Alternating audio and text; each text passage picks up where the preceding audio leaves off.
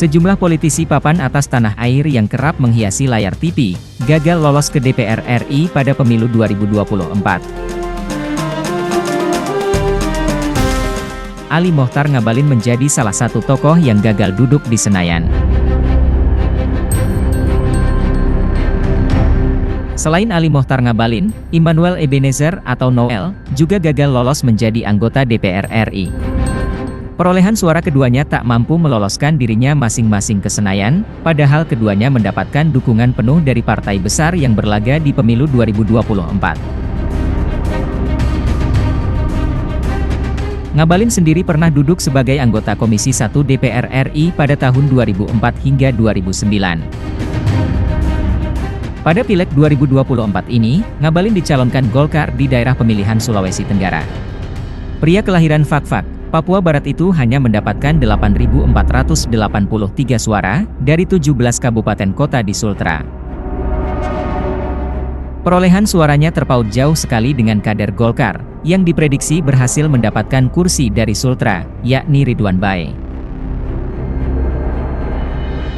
Ridwan Bae berhasil mengantongi 84.440 suara, atau nyaris 10 kali lipat coblosan untuk Ngabalin. Di wilayah lain, sejumlah pendukung dan relawan Capres-Cawapres nomor urut 2, Prabowo Gibran, juga tumbang di dapilnya masing-masing. Immanuel Ebenezer alias Nur misalnya, tumbang meskipun telah dimodali nomor urut 1 oleh Partai Gerindra, di dapil Kalimantan Utara. Noel, yang sebelumnya relawan Joko Widodo dan pernah duduk di kursi Komisaris BUMN itu, cuma mendapatkan 27.806 suara.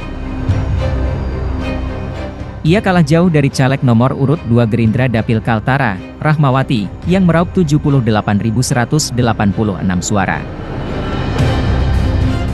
Ngabalin mengatakan bahwa selama nyalek, ia mengambil cuti. Para pegawai KSP yang menjadi caleg hingga saat ini tidak ada yang membuat surat pengunduran diri. Ngabalin mengaku tidak mundur dari jabatan sebagai tenaga ahli utama staf presiden. Ngabalin juga menegaskan bahwa setelah pemilihan legislatif selesai, para pegawai KSP yang cuti bisa kembali bekerja. Di provinsi lain, KPU Sumatera Utara sudah menyelesaikan proses rekapitulasi suara untuk calon legislatif DPR RI. Hasilnya, ada sejumlah petahana tidak terpilih kembali menjadi anggota DPR RI untuk periode 2024 hingga 2029. Caleg petahana yang gagal lolos itu salah satunya adalah politisi PDIP, Jarod Saiful Hidayat, yang bertarung di Dapil Sumut 3. Meski meraih 54.366 suara, Jarod hanya mampu berada di posisi keempat dari 10 caleg dari PDIP. Sama seperti Jarod, politisi PDIP yang juga petahana, Junimart Girsang juga gagal lolos ke Senayan. Meraih suara lebih tinggi dari Jarod yaitu 75.401, Junimart menempati posisi ketiga suara tertinggi di partainya. Dari daerah pemilihan itu, PDIP mengantarkan 2 orang perwakilannya ke Senayan.